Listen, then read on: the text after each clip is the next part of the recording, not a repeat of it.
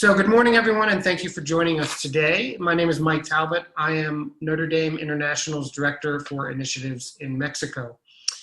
Today is the 8th in our Mexico virtual lecture series presented by Notre Dame's Mexico Global Center. These lectures are intended to highlight the work of Notre Dame researchers in Mexico and to deepen the community of partners we have here. This semester, we are highlighting specifically the research of Notre Dame graduate students. We're very glad that you could all be with us today. Before we begin, just the usual requests. First, please keep your microphones on mute during the presentation. This will help to prevent any background noises from interrupting. Second, please feel free to submit questions during the presentation using the chat feature at the bottom. Jorge will answer them at the end of the presentation. Hopefully we can also invite people to ask their own questions directly. If you'd like to do so, you'll unmute your microphone and ask your question. Just please indicate it in the chat. I don't always see when people use the hand raise, so just let us know. Okay, so today we are very pleased to have Jorge Puma with us. Jorge is a PhD candidate in history at the University of Notre Dame, as well as at the University of Paris-Saclay. He is a Kellogg Institute doctoral fellow, a recipient of an AAP International Doctoral Action Grant from the University of Paris-Saclay, and a Fulbright Garcia Robles alumnus. His dissertation project deals with the reception of left-wing ideologies in late 20th century Mexico, placing them in the context of broader social and political changes occurring on the global scale. Jorge's research focuses on a transnational community of revolutionaries and student radicals that adopted Maoism and their interaction with Catholic activism inspired by the Second Vatican Council. Jorge has published his work in peer-reviewed journals in Chile and the United States. His latest work about Mexican Maoism appeared in the Journal of Latin American Perspectives, the November 2017 issue, if you're interested to read it. So we're very excited to have Jorge with us today. With no further delay, please join me in welcoming him. Thank you, Mike. First of all, I want to thank you, the University of Notre Dame, the Mexico Global Initiative, and I'm going to share today with a little of the results and advances of my research. I have been doing this for 5-6 years, the research on this. And as Mike already told you, this is a part of a broad process of interactions of Mexican students and radicals with other international students. And today I'm going to focus on the elite part of the story. This is mostly a story the story of a convergence between elite actors and the people, the more subaltern actors. So before that, I want you to keep in mind 3 Mexican history events and 3 international, transnational events of importance. First of all, keep in mind that Mexico had a social revolution in 1920, 1921, that it was also a civil war.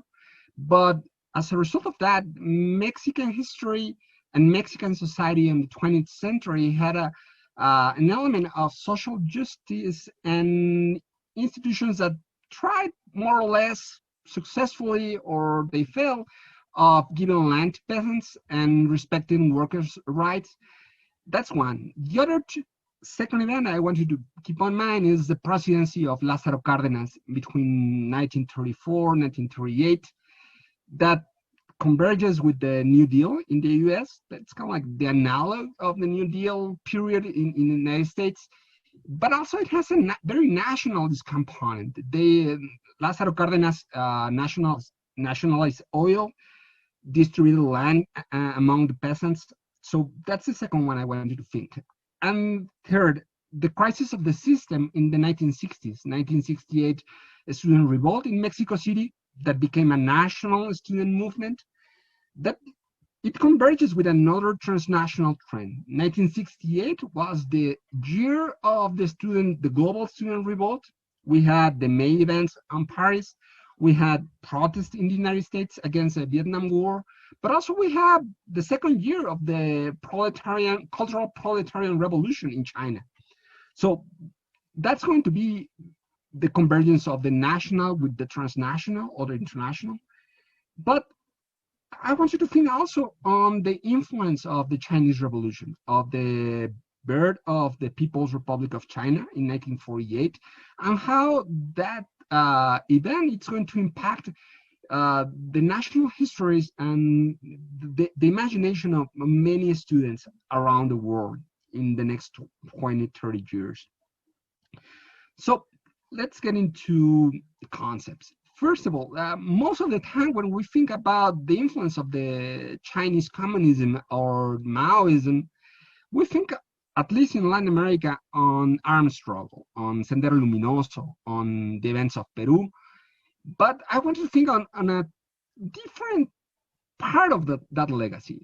The other part of the legacy, not only on Latin America, but also on Western countries, the US or France, it's student radicalism, student activism that was only loosely related to China. Actually, it was about China in their heads. They never were interested very much on what was happening really on China during the Cultural Revolution, but in a very idealized utopian way of thinking about China. It was a projection of their desires on what they wanted to be as part of this revolutionary tradition. Also a very French idea. They just kind of like wanted to reject authority. So they also put a very focus on spontaneity, on a very anarchic rejection of authority.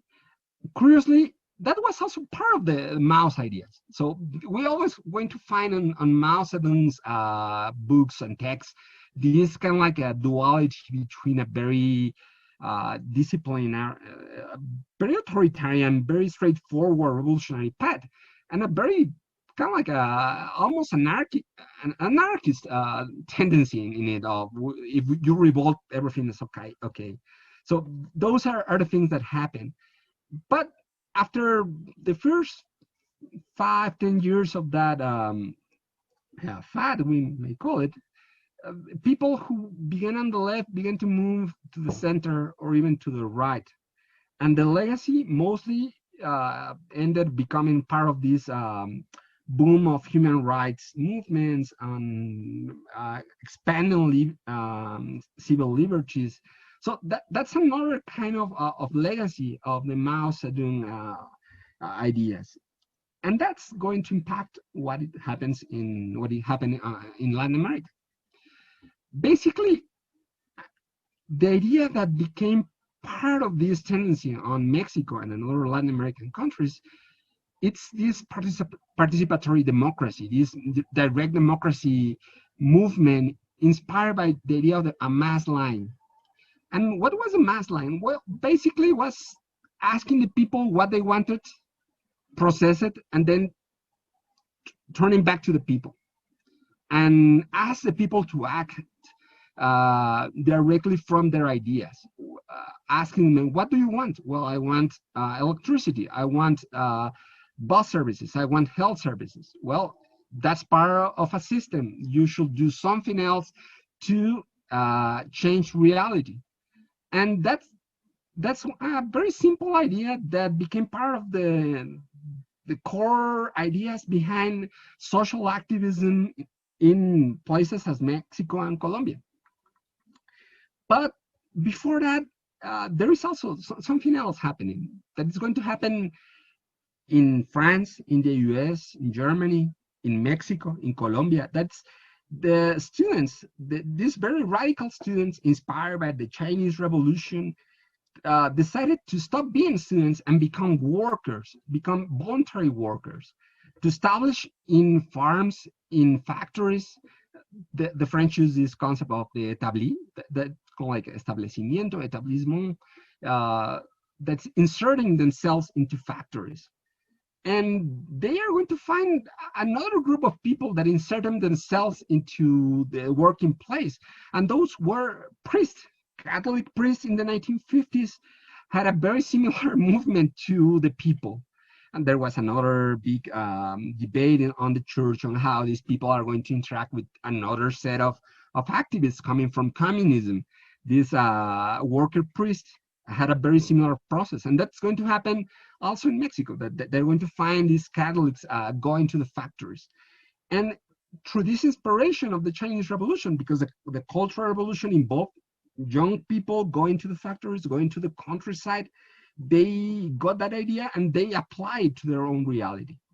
Some of them spend between 15 years, 20 years of their lives as workers, and not any worker, as line workers on factories. There is a small autobiographical narrative by one of the leaders of the French movement, Robert Linhart, called the Établi, the established one.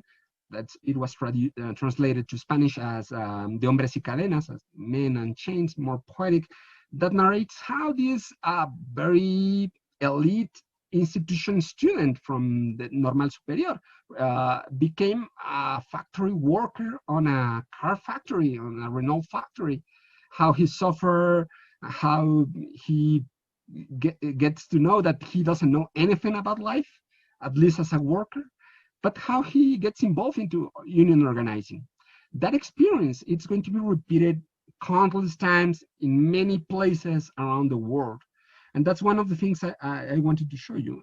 So in 1968, after the student movement in Mexico, many students began to do just the things that Linhart did in France. They began to leave the universities, the high schools, and going to the slums, going to the factories and search for the people and get involved into that. Many of them also came from working class backgrounds, but many of them did not. Many of them were middle class or upper class people, just find themselves into a reality that didn't kind of like a, where the one that the propaganda or the ideas of the Mexican Revolution tried to portray. So they get involved in these small groups, these cells that were called brigades, and they did the same as the French. So what connects the French movement of establishing on the factories, the Chinese experience, and the Mexican student movement? Well, one of the connections, not the only one, but the one I'm focusing on my research is the ideas and the space that a French economist gave to the students. Charles Berthelin, a French economist, very critical of the Soviet Union, but also very close to the ideas of the Chinese Revolution. He was a specialist on the idea of transitioning from capitalist colonial economies into socialism. He was one of the advisors of people like Nehru in India, the prime minister, Nasser in Egypt, but also he had a very well-known debate with the Che Guevara when he was the minister of economics on Cuba. And he was the mentor of my main character of the story I'm telling, and the connection between all these ideas, Adolfo Uribe Bellinger. Adolfo Uribe Bellinger, this is before that, this is a picture of Berthelin in the left and the Chinese Foreign Affairs Minister Chu Enlai in the 1960s. But let's go into Adolfo Uribe. Who was Adolfo Uribe Bellinger, or who is he's still alive with us?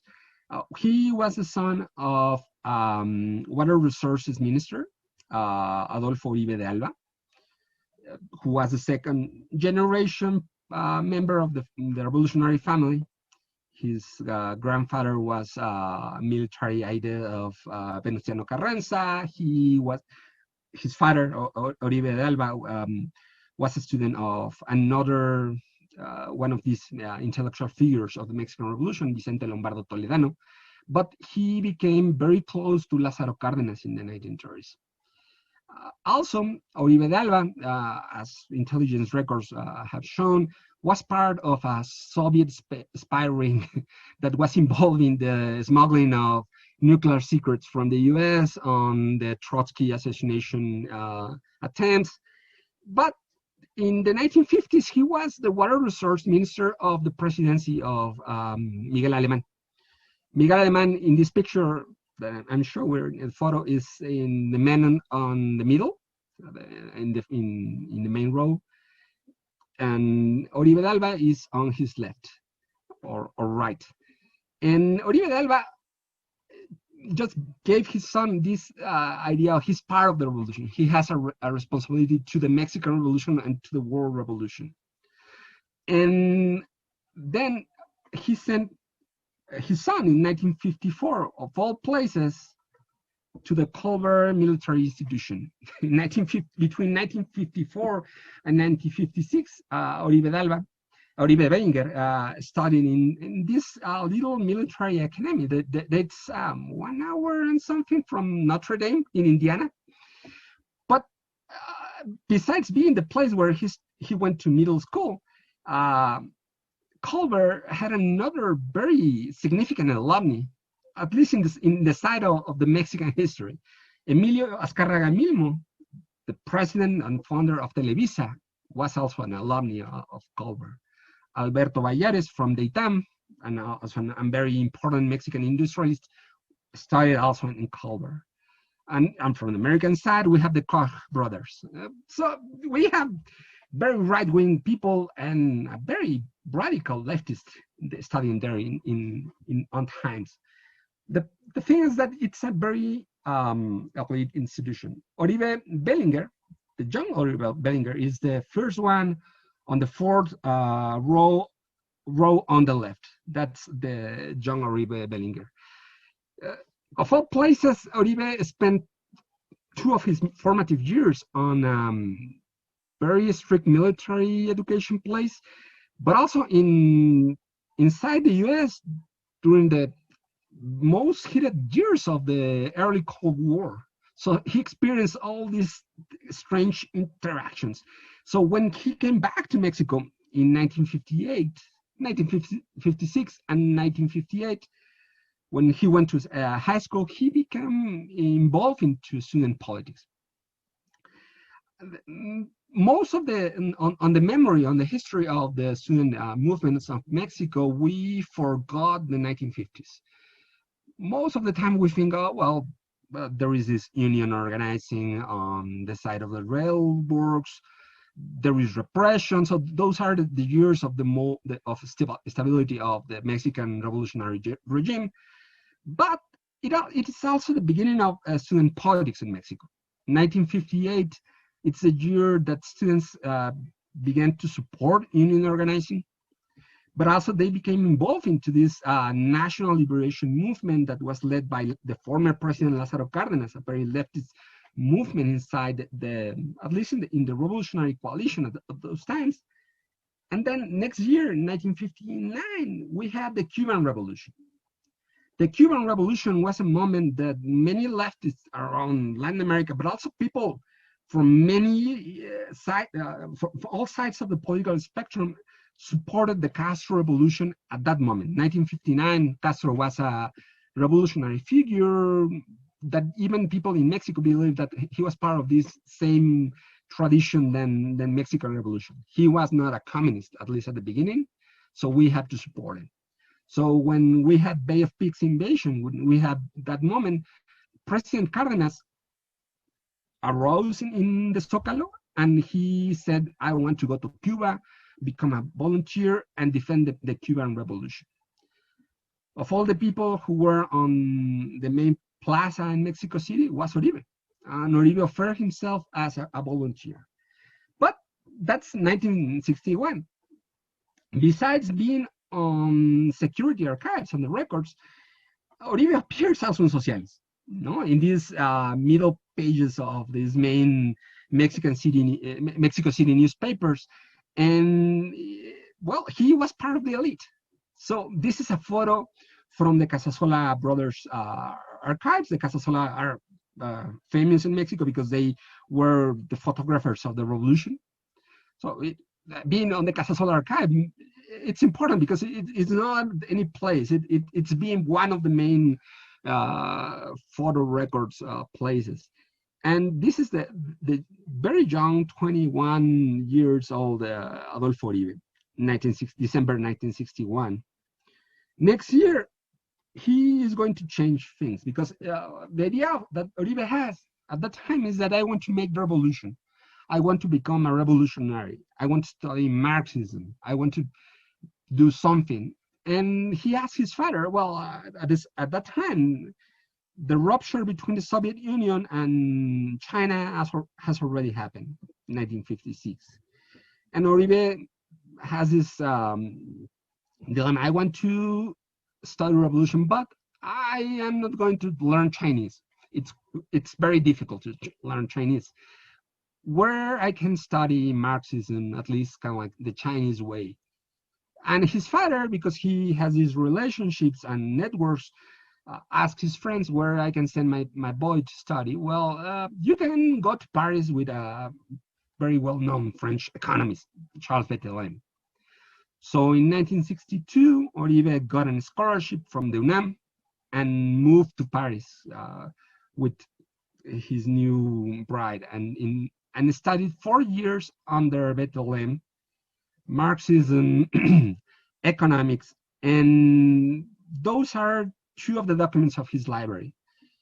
On our left, we have one of these seminar textbooks he used, written by a very well-known Marxist author, Samir Amin.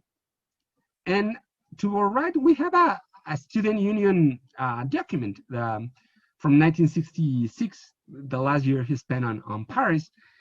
And they were discussing things as planification, but also the Chinese Revolution. And they got together not only these French and Mexican and Chilean students, but they got with another group of French students that become very well known later, that were the students of Louis Althusser. And in those seminars, Uribe became a Maoist, but also an Althuserian. So when he came back to Mexico in 1968, he taught these ideas of Althusser to his students. So he spent 4 years in France, reading and studying, but also in contact with these French students, very radical French students. And between 1966 and 1968, he moved to Oxford and became a student of Joanne Scott, a neo-Keynesian economist, also very well known. She didn't get the Nobel Prize. Some say because she was a woman, but well, that's another story. The thing is that Joanne Scott has another role on this kind of like a story of moving the idea of the Chinese Revolution. Joanne Scott is going to go to India, for example, become part of the people who makes fashionable the Chinese Revolution among Indian students. So Uribe is in the middle of all those networks of contacts of people pushing for the idea of a different kind of revolution. So in 1968, he came back to Mexico, just in time to participate on the 1968 movement on Mexico City. He became a young teacher of economics on the UNAM and in the Instituto Politécnico Nacional, the main high education centers on Mexico City. And we find Uribe on the records of the 1968 movements because, I mean, there were, all classes were suspended. There was this huge student strike, but certain seminars, certain teachings were allowed. One of those were Uribe seminars about the student movement in France. So Uribe is going to be part of that. He, after the October 2nd march that ended on the massacre and the repression of students, he was in prison. And Lázaro Cárdenas is going to help to get him out of jail. So when the student movement collapsed, and that's kind of like a relative statement, at least when they began to ask themselves, what is to be done? How do we move forward from the student movement and face this repressive authoritarian regime? There were a lot of answers. Some of the answers were, well, all the roads are closed. We had to resort to armed struggle. Other people said, well, we have to persevere on politics and try to democratize this. And there were people like Uribe that said, like, no, the answer is going to the people, going to the social movements, going to the countryside and the factories and try to organize the people to solve these problems. And that's after he makes an analysis of the successes and failures of previous leftist movements in Mexico. And he, Uribe, with other people, wrote a document called Hacia una política popular towards people's politics. And they propose this idea that we have to apply the mass line, the Maoist ideas into the Mexican political reality.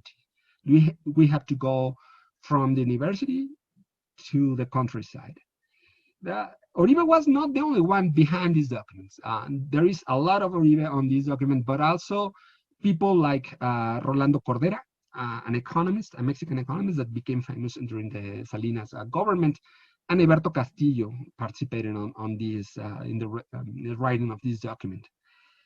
Towards People's Politics had 3 editions. The first one in December 1968, after the end of the student movements. A second one mostly focused on what into the brigadas, into the student groups, 1970 and then 1973. And recently, 14 years ago, the University of Durango published a new edition in 2006. So there is a story of this document.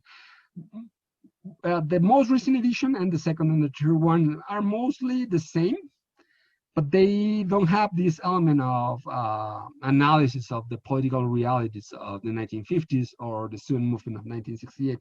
It's mostly about what students should do to get involved in social movements. So Uribe, after 1968, left Mexico City, went to the western coast of Mexico and to the Pacific, to the state of Nayarit, to the Riviera, what is now Riviera Nayarit, the Bahía de Banderas, in Puerto Vallarta, but the side of Nayarit. And then in Bahía de Banderas, he began an experiment of collective farming, of union organizing and putting peasants together on collective ejidos or farms. So in that place, they even win a local election and then get involved in a lot of troubles. But besides this kind of like a farming experiment, another students involved into just a recent organization that what became Política Popular, People's Politics, move into their place of origin or other northern Mexico cities, Durango, Torreón, Monterrey. These northern Mexico cities were experimenting these urban expansions. People were migrating from the countryside to the cities. So there was a need for places to live. People used to live in these renting houses. And when the students moved into the cities, they found that all the unions were controlled by the government. Most of the organizations were part of this corporative arrangement where the regime of the revolution controlled everything. And the only place where that was not organized that way or was not controlled was the slums. So those were the places where the students moved and began to organize. And they formed these successful movements that lasted 10, 15 years in the cities. So as you may see, there is all these ideas coming from the elite, but also there is this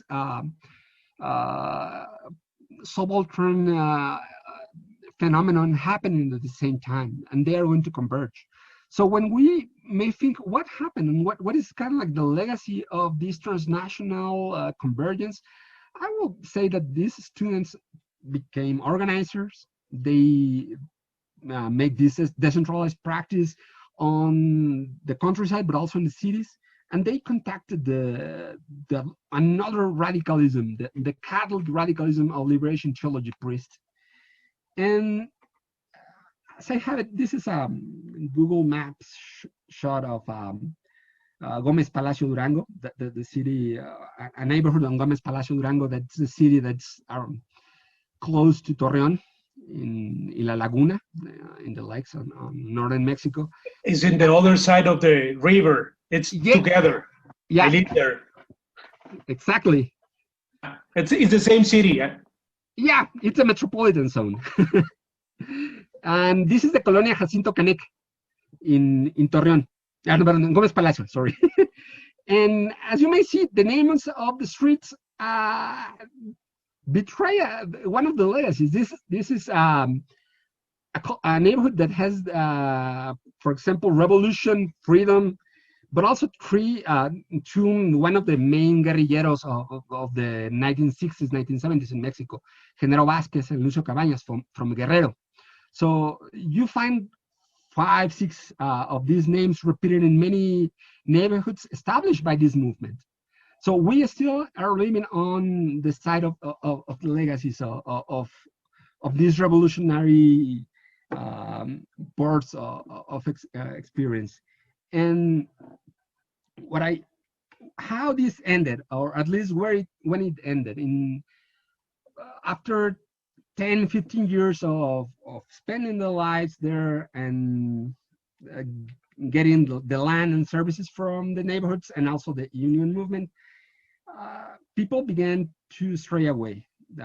Internal conflicts ended the organization. And in 1979, the organization founded by Oribe and others collapsed.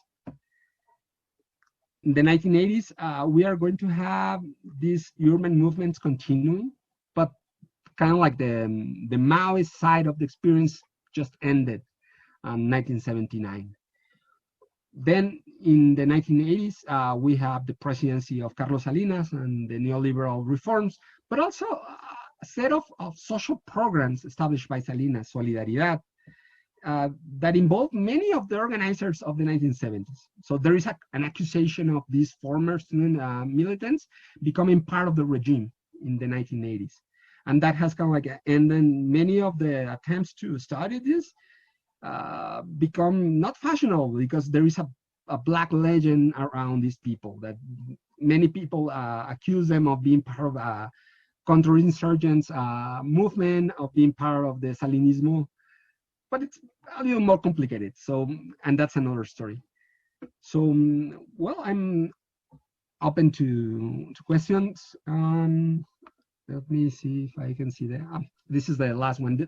All of these images are part of pamphlets, and they had this strong emphasis on the idea of the individual has to surround himself to the community.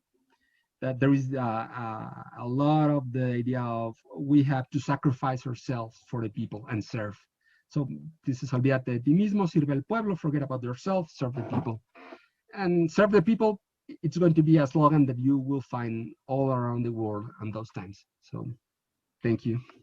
Well, thank you very much, Jorge. This was a fascinating presentation, a story I knew very little about for today. So thank you for sharing it with us. You know, when we think of globalization, we certainly think of influences from places like France, but you rarely expect Culver, Indiana to pop up in the story. So that was a nice surprise. Reminding everyone, if you'd like to ask a question, feel free to submit it via chat. If you want to unmute your microphone, just indicate as such, and you know, I can call on you. First question came in from, I apologize, I don't know if it's Sarah or Sarah, but her question is about the Brigados Emiliano Zapata. If you could explain a little bit more about what and who they were. It's a little complicated, at least on the narrative of Oribe and others. The Brigada Emiliano Zapata was kind of like a coalition of small student brigades coming out of the 1968. I haven't found much about them besides kind of like the oral history that they have told me. So sometimes I have been thinking on maybe this is kind of like a foundational story of them, writing back the history, or something that we don't have that much right now. So that's the point. But besides that, the thing with the documents is that they didn't like, at least Oribe at the beginning, to say that I wrote this, because the idea is that there should not be leaders there, but the group put in the ideas. So that's why the document was signed as part of this brigade movement. So mostly that's the Brigada Emiliano Zapata. It's either an idea that's an alias, or it's a group that we don't have that much, at least for now. So it's a bit of a it's a nom de plume, right? It's a way to, I presume, both protect their identity in some way, but also speak as a collective. Yeah. Okay, makes sense. So there's a great question here from Jaime, but Armando first asked if you could tell us a little bit more about the, and I apologize for my pronunciation, the Althusserian Code, what that is. Jaime then asks for a little bit more about what the text involved in that, whether or not others came from Oribe. The question first was brought by Jaime Ortega. I don't know what it is. And also, you probably mentioned this, but I'm lost a bit. What persons and organizations were actually involved here in Torreon? I remember that when the Zapatista movement in Chiapas, there was a lot of information, or there was information or rumors that there were Maoist groups organized in ejidos close by, close to Torreon, and they were organized, but I never knew what were their purpose, what was the reason, and they were supporting the Chiapas movement, and also that the Jesuit priests were supporting them here locally and in a town close by in Parras. And those were the promoters of the liberation theology.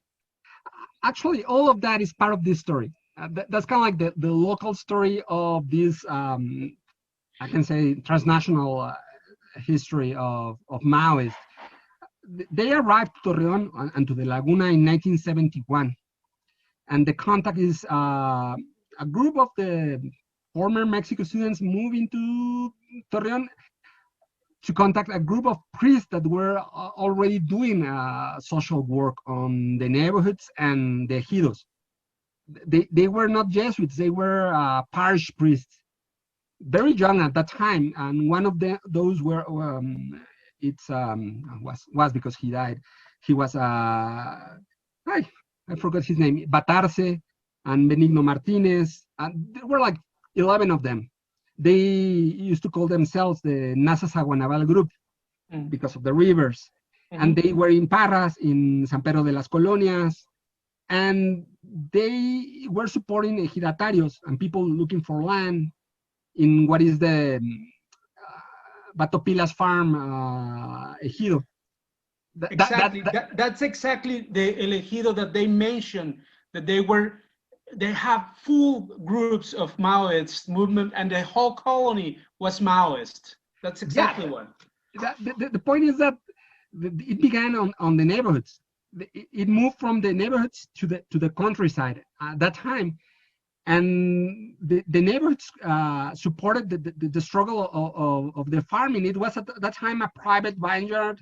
It began as a strike, and then it got weird, and the government expropriated the land and gave it to the peasants. But the point is that all these people began to participate on the organizing of these neighborhoods and ejidos on Torreon and on the countryside.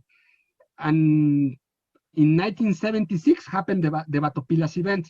So all of these kind of like strains, the students, because also there was a student movement on Torreon and Gomez Palacio, joined the priest and joined the Maoists. The Maoists kind of like came later, And because of the priest, they had a conflict with the government and with the private sector. They were expelled from Torreon and moved to Chiapas. And because of that, that's the link between Chiapas and Torreon, because of the priest, not because of the Maoists. The Maoists came after the priest, so kind of like that. But then the question is, the promoters of the liberation theology were the Jesuits originally. Am I correct? They are independent on the story. Okay. But yes, we have also the presence of Jesuits in Torreon. But in Torreon, the Catholic Church involvement comes from the diocesan priests. So that's what the story is. Right. And they moved there, as you mentioned, to Chiapas, but the support continued from here. Yeah, they never stop. I mean, there is a section of these people, of the groups, that continue to participate on At that social moment, I'm sorry, at that moment, the commentary was that the president, Carlos Salinas, he was creating a laboratory analysis here in this space, and that he was supporting the Maoist community, the colony. It's very complicated because Carlos Salinas and Raúl Salinas were students of Oribe in 1968. Okay. They knew each other long before Salinas was Salinas, no? Okay. So there is a long continuous relationship between them. And it's very complicated because Raúl Salinas was involved, but also Carlos, and they knew about this long before they became what they became. It's independent, but at the same time it's related. But how can I say it? Before Salinas became what he became, he was already on this. So there is a strange place on the story. Could you bring the I don't know, it's hard to say, but is there have always been suspicion that Salinas created the Zapatista movement to create other political scenarios? I mean, and given that he was connected to this group and it all is linked, could you suggest that there is a connection? There is a connection, but not in that way. I mean, the Zapatista movement, let's differentiate between the Zapatistas, the Ejército Zapatista Liberación Nacional, the Zapatista movement, the Chiapas story, and all those things. The people from Torreón and Norteños and all this kind of like development affected the way the Chiapas people, indigenous peoples, organized themselves in the 1970s and the church. But the Ejército Zapatista Liberación Nacional, the Fuerzas de Liberación Nacional, it's a different group with a different story. They're thing on their own, developing in Monterrey. They also came from the north. But it's not the same, and it was not affected in any way by this. So it's only that they converge, and they struggle between themselves. I mean, the Zapatistas were enemies of the Maoists on Chiapas. So it's not this conspiracy theory kind of thing. I mean, no, there are convergences, but it's not that something ended up in turning Zapatismo. There are elements. I mean, we cannot understand contemporary Zapatismo without the organizing tools that they had on the 1970s. Put there by some of the Maoists. So yeah, in that sense, yes, there is an influence, but it's not caused by it. It's the Althusserian code. Well, let me see what this says. And the question there is from Jaime about how other students, other French philosophers returned to Mexico and went more clearly to the Communist Party or to PRI. How did Oribe avoid, or why did Oribe avoid one of those paths? I think that one of the things is that most of the more theoretical writings of Oribe and the pamphlets that comes out of there are actually Althusserian. Now they are all of them written on the mode of the French Marxism, and they tell you all the time that. the other thing is that they didn't become communist because of he didn't become communist because of the critique of BLM to the Soviet experience.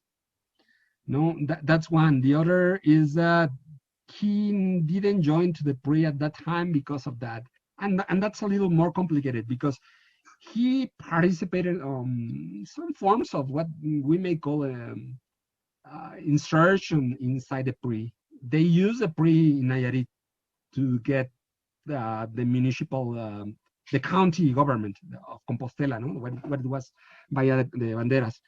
So it's not a straightforward path into something. That's one of the problems with Oribe's story. That's never simple. No? So Althusserian code, well, it's writing, thinking on the structures, thinking not only on, and it's a very contradictory what they did as Maoists. They thought that it was the structures, not the agency of the working class who determine certain outcomes. Let me see, Fortunato.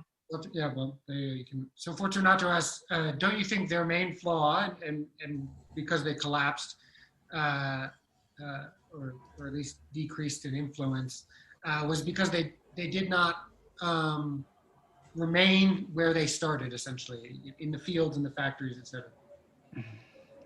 The problem is that they try to get into the fields most of the time, but the point is that they fail when they try to insert in the first place on the countryside.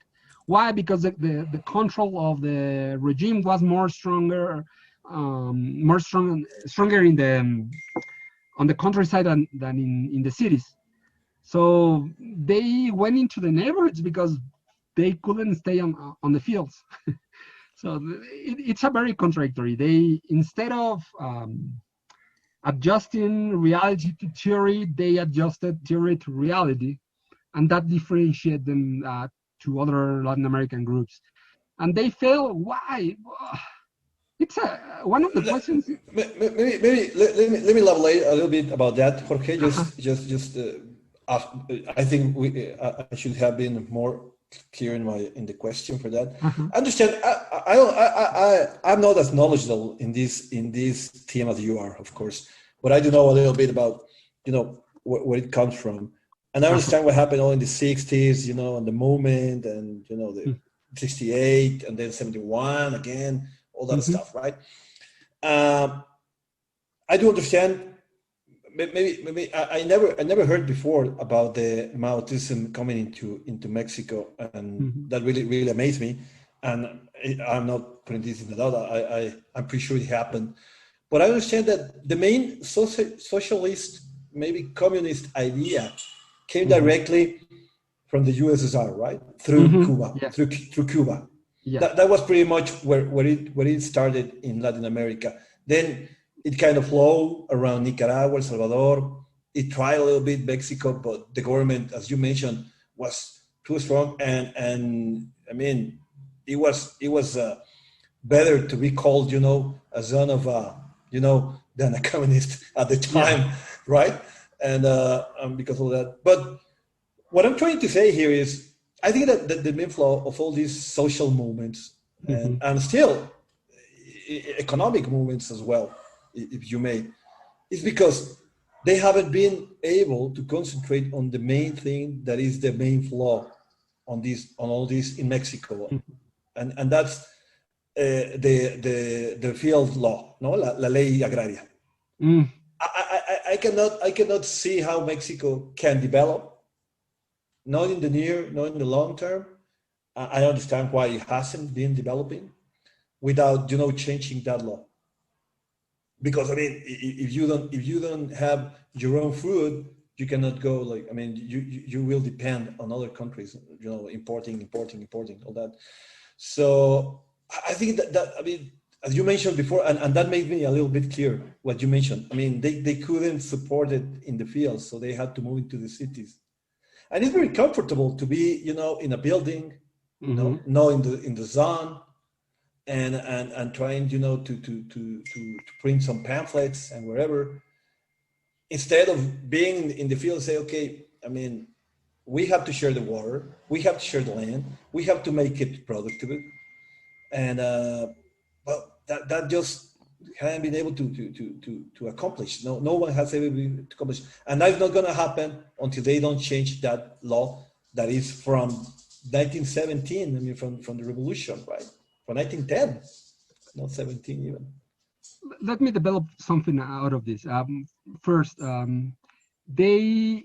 one of the characteristics of this movement is that instead of staying, for example, in the university or staying comfortably behind the desk or just kind of like being middle class, as many of these intellectual leftists were at the time, they just left everything and they move into the neighborhoods. They live as in the colonos used to live. So they didn't have water, they didn't have food. They just became one of them.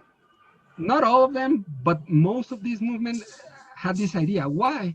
Because they believe at the time that the only way to get the trust and get to understand what the people needed was to become one of the people. So there is this element of self-sacrifice and thing that happened. That's one thing.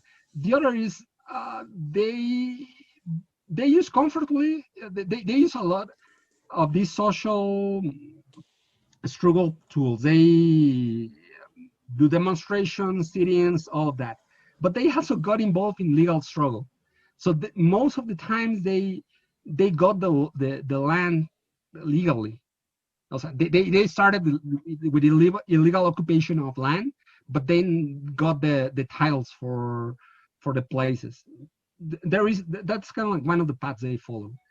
And the thing, and I agree with part of your critique.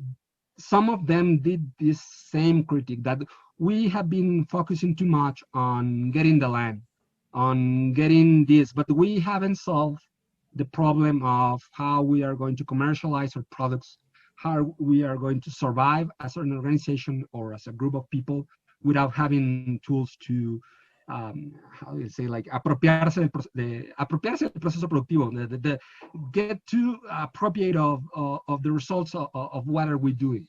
They never solve it completely. That's one of the reasons this never really functioned too much in many ways. But saying that, some of their experience function in a very limited, very sure. I mean, there are certain cooperatives that survive on time. The organization collapsed, but certain of their cooperatives of coffee, of fruits are still there. So there is a certain amount of success, not that much, but yes, that's a problem that they never solved that completely. And they never had the time to solve it. I mean, it was a 10, 15 years experience. When the time arrived to move beyond that, it collapsed, you know? But, and that's one of the things, yeah. Yeah, I agree. Mm-hmm. Thanks. No. The next question is from David Yee. He asked, was there a connection between local Mexican Maoists and China? Have you found debates among Mexican Maoists at the time of Mao's death about changes in China itself? Actually, there are examples of that, but it's very indirect. They got most of those debates through France. So they always see China through the lens of the French idea of China. The People's Politics was not the only Maoist group, and there is a lot of responses, but I'm going to say there were two responses to the end of the Cultural Revolution, to the 1976 changes. One was like, well, we are going to forget about China, continuing Mao's path of the Cultural Revolution. People's Politics did that. There was another one, well, two. We are going to side with the new Chinese government against the Gang of Four, or are we are going to become followers of the Albanian Maoists? Well, the Enver Hoxha said that's the most, strange thing I I just found it. There is a researcher on the internet that found the archive of these Albanian Mexican Maoists, but that's a different set of story. The point is that for this group that was a more influential Maoist set of Mexicans, they were not very interested on China at all. So it was kind of like they say that yes, China is the example, but we are not pro-Chinese. We are Maoist. We follow Mao Zedong, but we are not pro-China. So the only time they moved to China was most of the times after the organization collapsed. Many of them are going to travel to China in 1979, 1980, but that's after they stopped being part of this organization. So yes, there is this contact, but it's going to come later. Okay, thank you. Michael asks, could convergence between the EZLN and Chiapas Maoists be the practices of local activist priests in Chiapas? So this is on the theme discussed earlier. That's something that I'm still on research. I have been avoiding Chiapas for many years, but I think I'm going to focus later. What I have found, at least at this point of the research, is that there are two paths of convergence of Maoist ideas on Chiapas. One is this trip from Torreon to Chiapas in 1976, 1977, and then Samuel Ruiz asking these organizers to come and help him to organize. And the other is a different set of Maoists that came from the Unión del Pueblo. That's an organization that's going to divide into one set of the activists become guerrilla activists and became what is now the Ejército Popular Revolucionario en Guerrero. It's a different story. The other believe in this long-term strategy close to Maoism, and those are the activists that are going to become allies and later activists of Línea Proletaria, People's Politics. So those are kind of like the ideas that comes in the side of the church. I'm still trying to discern and find what the archives tell us. At least from the literature I have been reading, is that there is a set of convergence between what the liberationist or left-wing Catholic priests believe and the Maoists believe. Just to put a quick example, in 1972 there is this conference in Santiago de Chile from all left-wing priests on Latin America. The Cuernavaca Bishop Sergio Méndez Arceo traveled there, but also one of the priests from Torreón moved to Santiago de Chile. He stayed there for like 6 months, traveling around Latin America, seeing and watching all the experiences of left-wing priests. And that's kind of like how they get together with the liberation theology practice. But one of the documents they examined in this conference, it's a document about the Chinese Revolution and the Chinese experience on peasants' communes. So for many of the left-wing priests, the idea is that we don't want Soviet communism. We don't want that kind of socialism. But the Chinese socialism is a different thing. So there is an attraction to the peasant movement on the Chinese Revolution that affected these priests. So when they get to know these Maoists on Latin America, well, there was an element of convergence on certain possibility of dialogue. And yeah, more or less. If you let me with commentary, Jorge, if you read the Wikipedia biography of Oribe, it states at the very beginning, he probably edited his own Wikipedia, or his people, his own Wikipedia biography. And it says that he is a person who helped people to acquire their own resources in their present and own their destiny, which is the very basis of the liberation theology, that you, in your hands, take your destiny as opposed to the theology that says that in heaven you'll have whatever. Yes. So what the basis is, acquire everything and own your destiny, things like that. It's just that. They share a set of common ideas. One of the things when I interview and read the testimonies of the Torreón priest is that they get to know the Documento Amarillo, Signo Político Popular. They read them after they read the documents of the Vatican, the Second Council, and they believe at that time that their ideas were compatible. The idea of giving the people to self-management, to appropriate their lives and be the ones who be how they call it, the agents of their own history. They found their ideas compatible. And just to show one little example of how those things travel, I moved to Cordoba, Argentina, October last year, to search in an archive of a priest movement in Argentina. And they held all these documents from all around Latin America. Of all the things, they had this little pamphlet from Mexico, from a group of Mexican priests, a national group. And inside the pamphlet, there were three things. One was kind of like the women's movement, the woman in the Chinese Revolution, and a manifesto supporting a strike of cleaning workers on Torreón. That was a strike in 1973. Supported by whom? Well, by these Maoists and by the priests. The priest of this group went into the strike, they gave mass, they presented themselves as part of the support of the strikers, and defend the strikers against the municipal government. So the thing is that the priests moved from supporting in the newspapers and trying to preach to act.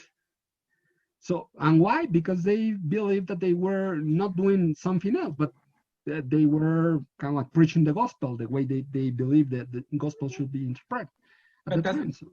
But does the call to act, I mean, arm action? That's because they want to do it in the present and exercise their rights by any means. That's the call to arm struggle.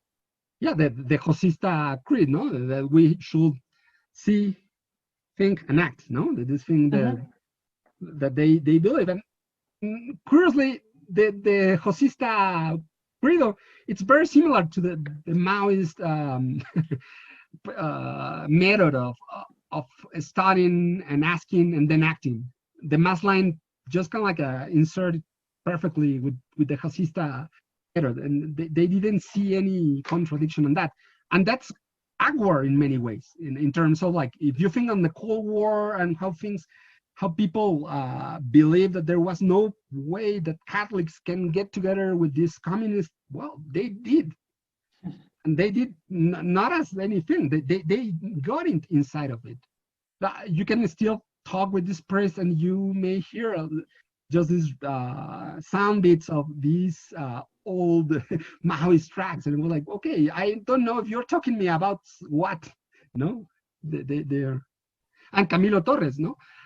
Camilo Torres is also a name of a street in Torreón, no? So you find Camilo Torres in one of these neighborhoods. No, and why Camilo Torres is close to Genaro Vázquez, and then, well, it's easy because of that. No, there is also another thing that when the new bishop arrived in the 1970s to Torreón, he was sick of himself of hearing people calling compañero the priest. No, I don't want to hear them call you compañero. Well, I was a compañero. I was a camarade of all these movements. No, they were part of that.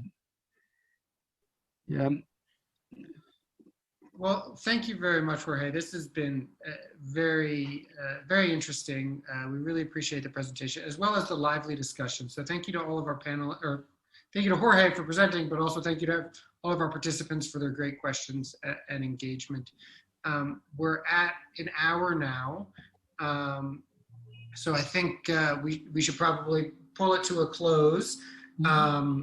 Just a reminder that next month, the virtual lecture series will highlight Dominique Vargas, who is in the English Literature Department, and she'll share some of her research on the work of Cristina Rivera Garza, who is a Mexican author, and her reflections on Latino and Latinx identity. So please stay tuned for a email about that.